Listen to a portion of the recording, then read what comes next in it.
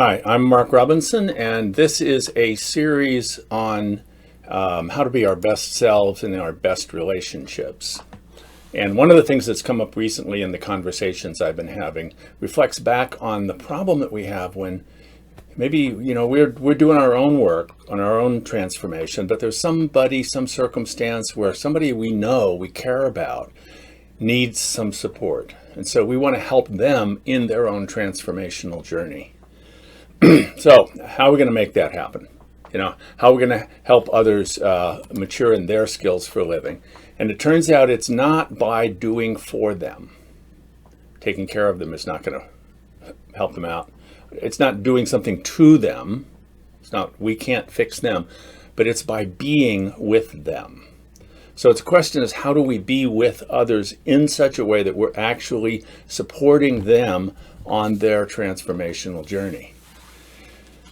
So 13 years ago now, I wrote a book called Just Conflict, Transformation Through Resolution. And I'm sure you all have a copy, but in case you don't,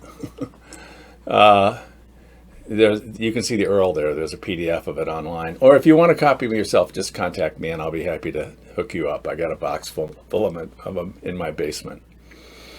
All right, but chapter 12 is about technologies for transformation, and it's a 12-chapter book, so it's the last chapter. It's the penultimate. It's where we get to. Is how do we help others transform? And there's a reason why it's the last chapter, is because we really have to do our own work first, and we're going to see that as we move through this. But because we find ourselves in a situation where somebody comes to us and they have a complaint in their life, and they may be asking for help, maybe not, but we feel drawn to want to be there for them, with them, and help them in their own transformative journey. So what does that look like? What does that take? Because one of the things we've been very clear about is we don't control other people. We can't get them to do what would be in their best interest to do, unless they give us the authority to be a kind of coach or guide. So for the purposes of this conversation, we're going to talk about guides and seekers. That if I want to be in the role of a guide and somebody is seeking some kind of help from me, some kind of support from me, how do I construct that? And there's a series of 3 steps that we need to go through. And there are different ways that people talk about this. I'm going to talk about bridging, challenging, and modeling. These other alliterations are interesting. If you find one you can remember better, great. I think the easiest one to remember is resonance, rupture, and repair. But rupture is a little, harsh. Repair works, but in fact, we're not actually putting things back together. We're making something new. So each of these is not quite right. But so bridging, challenging, and modeling is, for me, the best way to categorize these 3 movements. So the first thing that I have to be able to do is to construct a relationship. If I want to be a guide for someone who is the seeker, we have to create a bridge in the relationship. We have to structure the relationship in such a way that we have a kind of contract where we have agreed about what it is that we're doing. And so if I'm the guide, I am in a fiduciary or an entrusted relationship when it comes to what's going on with the seeker. The seeker is going to have to say, I want you in this role, because otherwise we're foisting something upon them. If it sort of feels like they want our help, and they're it's really a good idea to be clear and say, do you want my help?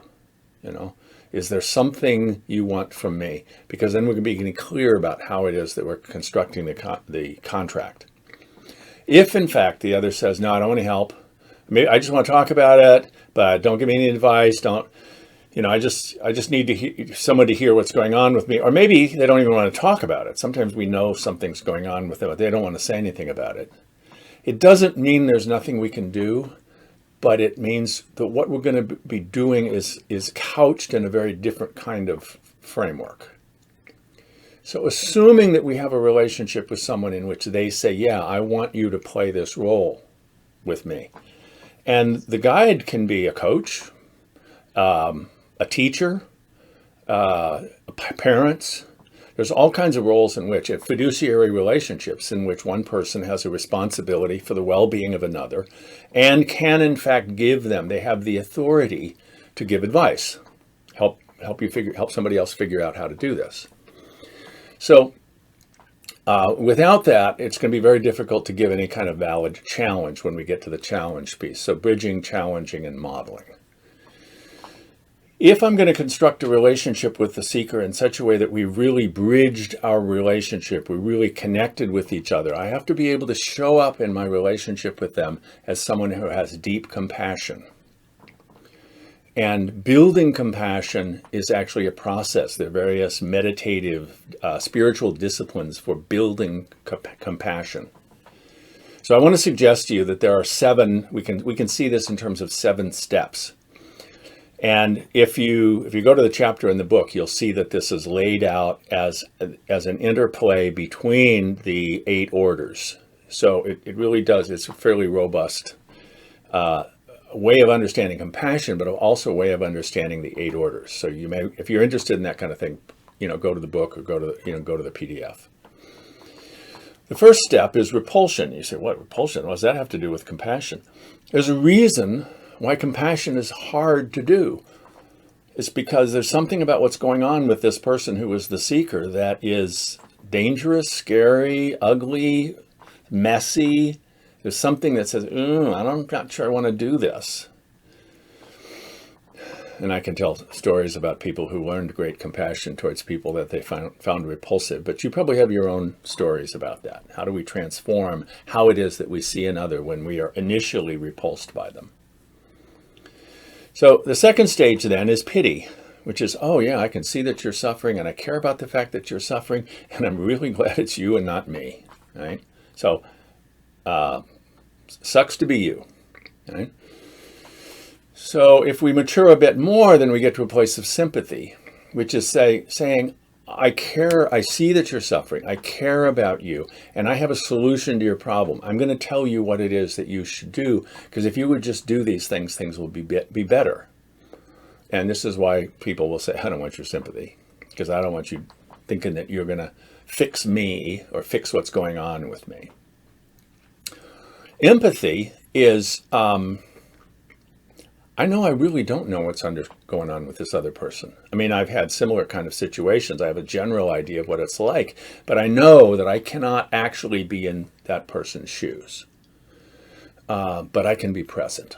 I know that it helps when people are present to me, even when they don't know what's going on. So I have empathy, but I don't, I'm not going to try to fix it. I'm simply going to be present. If we stay with that, we can get into compassion, which is the shift here is that I know that the person who is struggling here actually does have resources that they may not know that they have. I can see kind of in their capacity, they have a capacity to do something that may be invisible for them. And I want to help them find those resources by being present with them in a way that I'm mirroring vulnerability. I'm going to be vulnerable with them so they can be vulnerable with themselves, so they can discover their own inner resources. If we stay with that and we get into deep compassion, we get to a place where we say, yeah, I know we're different. Everybody's different, right? But I know that we have something that unites us within the suffering that we each have experienced or are experiencing. And in fact, when we can be present to each other in the suffering, we are, in a sense, freed from it. And so we can, by being present to each other in our suffering, we experience that freedom. And if we can really sit with that, then we discover that in our shared suffering, we are both manifestations of the creation's longing for wholeness. The whole universe groaning. And when we can be present with each other in that suffering, we are involved in a process of healing the world. Now, not very many of us get to that place, but I invite you to work at that and to kind of figure out, okay, where are you in this order of 7 things? Most of us are somewhere with empathy and compassion, but I want you to know that it's possible to go deeper and deeper and deeper. So once as guides, we have created a relationship with the seeker such that the seeker says, okay, you get me. I feel connected. You care for me. You understand me. I'm safe with you. Then we can be, and only then we can begin to go deeper in terms of challenging. There's some place in the way the seeker is approaching their lives where they're stuck. And we can't help them if we don't know where they're stuck, if we can't see the stuck place. But because we're outside of the situation, sometimes we can reflect back on it. We can see, oh, there's this and there's this. The thing is, we have to find the right stuck place, the best stuck place. And the best one to work is the one that's sort of at the lowest order. It's the most basic, the most fundamental. So for example, if I'm giving my nephew advice about his batting, I'm going to be his batting coach. And he said, hey, you used to play baseball. Can you help me out? And we're looking at what it is that he's doing. I may say, oh, you should choke up on the bat, or you need to change your stance, or there's the way you swing, there may be a problem. But it may be that he doesn't actually see the ball. He's not keeping his eye on the ball. I had a very short baseball career. I know that was the summer I discovered that I needed glasses. My mom figured out, what? You can't see that? But it makes it very hard to hit a baseball when you can't actually see it. I had one hit that whole season. My last season playing baseball. All right, so I'm not going to be a good batting coach. Someone who is coaching, for example, supporting battered women's advocates. There may be a problem where she says, he told me he was never going to hit me again, and I believed him.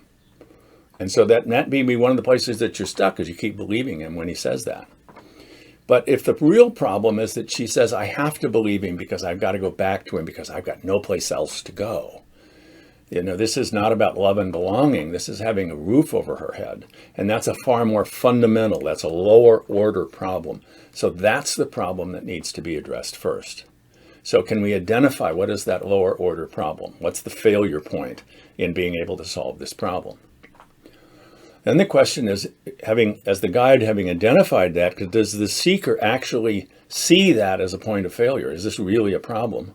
And does the seeker have a sense of what causes that problem? Why is this true? And therefore, what is it that would have to happen in order to address the problem? So the seeker is trying to figure out, how do I do this? And maybe the seeker can figure it out just by having the question posed. But at some point, because the seeker is somebody who's not yet able to get out of the situation and reflect back on it the way the guide is. At some point, the guide is going to say, okay, well, here's what it looks like to me. Here's what I'm seeing. So once the seeker trusts the guide, accepts that the guide understands the situation, that the seeker has a clear understanding of what it is that they're doing or failing to do that creates the problem, or doesn't address it adequately. Then, and only then, can the guide offer kind of, a prototype. Well, what would it be like if you did this? Here's this resource that's available. Here's this way of being. It will have to be something that the guide actually can do, and the seeker knows the guide can do. So my nephew is never going to trust me as a batting coach because he knows about my career in baseball, right? It has to be something that I can actually do, which means it has to be a place where I have done my own transformative work so that I can then be in a position to support the transformation of the seeker. All right? Now, sometimes we want to be in a position to help somebody out who doesn't really want our help, maybe doesn't know they need it. They say there's no problem. They don't want things to change. Maybe they don't trust us as a guide, don't think that we know what we're doing, or that they would be safe with us, right? So, and they may not just want somebody, to be in a position where they're depending upon somebody else. But sometimes the problem that the seeker is having, or the would-be seeker, because the seeker isn't seeking, this problem that they're having affects us in such a way that we feel like we've got to do something, right? How am I going to be able to fix this?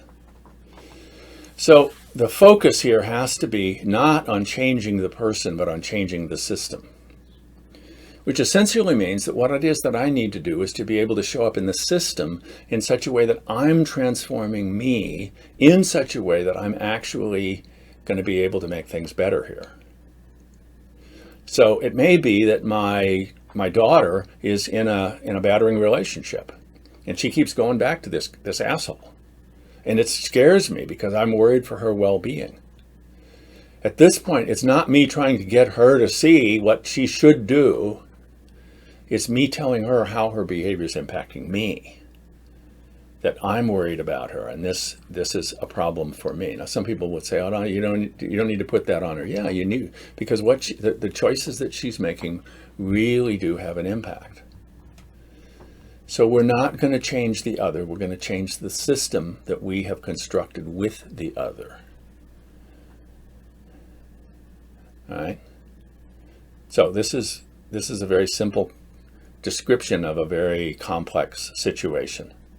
So I hope it helps. If you've got questions, let me know. Take care.